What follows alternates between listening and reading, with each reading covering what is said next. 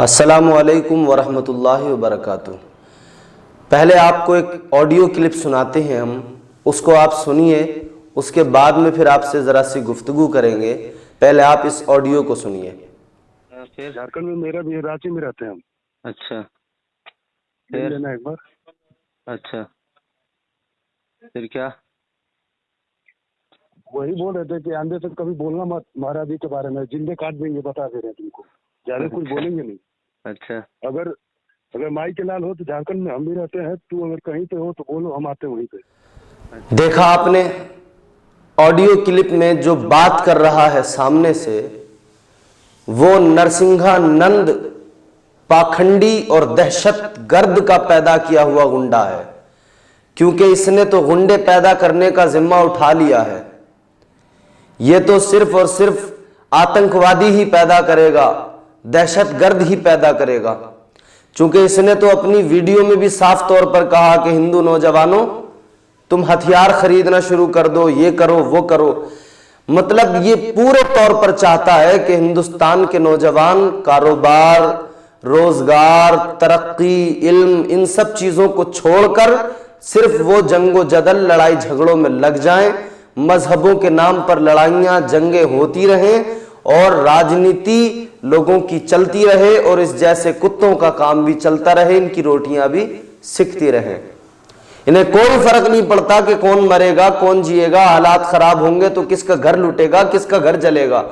یہ تو دہشت گرد ہے، انہیں تو دہشت گردی کو عام کرنا ہے۔ نرسنگھا نند جیسے کتے پر اگر لگام نہیں لگائی نا حکومت نے، تو دیکھنا، میں دعوے سے کہہ رہا ہوں، آنے والے وقت میں یہ ایک کتا، یہ ایک دہشت گرد ہزاروں دہشت گردوں کو پیدا کر دے گا، اور جو ہزاروں دہشت گرد ملک کے نظام کو خراب کریں گے۔ یہ ایک آڈیو میں نے آپ کو سنایا ہے صرف نمونے کے طور پر، ایک کال ریکارڈنگ۔ اس طرح کی نہ جانے کتنی کالز میرے پاس آئیں جب میں نے نرسنگھا نند کے خلاف ویڈیو جاری کیا، اور میرا بیان فیس بک پر جب وائرل ہوا تو مجھے نہ جانے کتنے غیر مسلم، کتنے ہندوؤں نے فون کر کر کے دھمکیاں دیں، الگ الگ طریقے کی بھدی زبان کا استعمال کیا۔ لیکن ایسے بھی غیر مسلم تھے جنہوں نے مجھے سپورٹ کیا، اور انہوں نے علل اعلان کہا کہ مولانا جی یہ جو نرسنگھا نند پنڈت ہے، یہ پنڈت ونڈت کچھ نہیں ہے، یہ پاکھنڈی ہے، اور لوگ ابھی تک دھوکے میں ہیں۔ ایسے پاکھنڈیوں کو لوگ اپنے درمیان میں رکھ کر انہیں سادھو سنت سمجھ رہے ہیں، پجاری سمجھ رہے ہیں۔ ایک آگرہ سے کال آئی میرے پاس، کرشنا نام تھا، وہ بھی ہندو تھے بیچارے۔ انہوں نے کہا کہ حضرت مولانا جی اس آدمی کو، اس پاکھنڈی کو میں جانتا ہوں اچھے سے، میں نے قریب سے اسے دیکھا ہے، یہ ہے بلاتکاری، 2005 میں اس نے بلاتکار کیا۔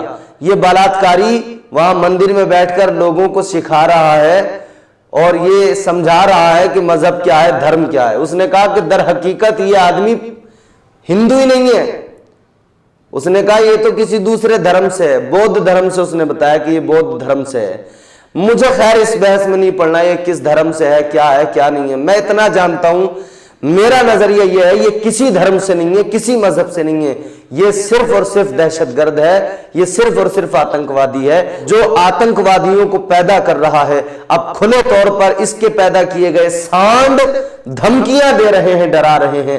اب میں ہندوستان کی میڈیا سے ایک بات کہنا چاہوں گا۔ امن چوپڑا نے ایک شو کیا زی نیوز پر، تال ٹھوک کے، اس میں اس نے کہا کہ کانپور میں بینر لگے، پوسٹر لگے، گستاخ رسول کی ایک سزا، سرتن سے جدا، سرتن سے جدا۔ اسے بڑا اعتراض ہوا اس پر۔ ٹھیک ہے، ہندوستان ڈیموکریسی ہے، یہاں پر جمہوریت ہے، لیکن میں امن چوپڑا تم سے پوچھنا چاہتا ہوں، تم نے کہا کہ اگر نرسنگھا نند نے اگر لفظ کا استعمال کیا، اس نے، امن چوپڑا نے کہا اگر نرسنگھا نند نے کچھ غلط بولا ہے تو کورٹ طے کرے گا۔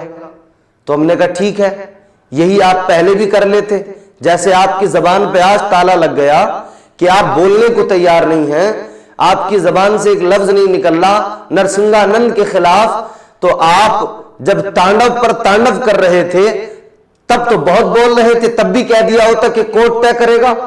جب منور فاروقی کے ٹاپک پر ڈیبیٹ ہو رہی تھی تب تو خوب بول رہے تھے آپ، تب بھی کہہ دیتے کہ کورٹ طے کرے گا، تب تو آپ نے سب کچھ طے کر دیا تھا۔ तांडव पर आपने सब कुछ तय कर दिया। इस तरह के सैकड़ों मामलात हैं, आप ही तय कर देते हो। लेकिन जब नरसिंगा नंद का मामला आया तो तुम्हारी जबान पर लग गया ताला। अब तुम कह रहे हो कि जो भी होगा कोर्ट तय करेगा, अगर उसने गलत बोला है तो कोर्ट तय करेगा। पहली चीज तो ये याद रहे, जो पोस्टर लगे मैं उनकी हिमायत में नहीं हूं, और मजलिस इत्तेहादुल मुस्लिमीन का उस पर नाम लिखा गया।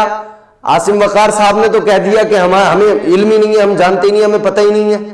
पहली चीज तो ये कि इसमें भी शरारत है, और मैं जहां तक समझता हूं, जानता हूं, मुझे लगता है कि वो पोस्टर लगाने वाले इसी नरसिंहानंद कुत्ते के शरपसंद इसके जैसे चेले थे, इसी के चेले थे जिन्होंने वो पोस्टर लगाए कि मुसलमानों को बदनाम किया जाए।